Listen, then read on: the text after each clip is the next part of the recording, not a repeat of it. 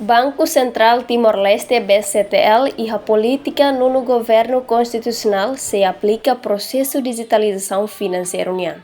Implementação processo de digitalização financeira né, ratou o governador BCTL Helder Lopes e a celebração loron aniversário BCTL niang batinan sanolo resintolo e hadili sexta loron sanolo resintolo falan setembro tinan rihun rua ronolo resinhat. O governo e o programa Tinan Lima acara promove digitalização econômica. No Banco Central, a muito condição financeira toma acara que o primeiro-ministro Niawei até declara AMI comprometido a promove processo de digitalização financeira, livre serviço financeira, inclui digitalização pagamento, por contribui para bater o tabolo de cashless economy.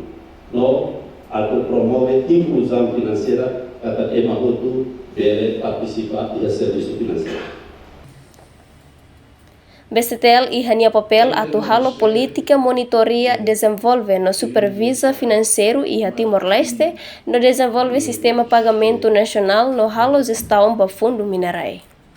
Primeiro-ministro Sanana Guzmão congratula o aniversário BCTL nebe completa tinan sanolo resintolo no dar Banco Estado no comunidade nian.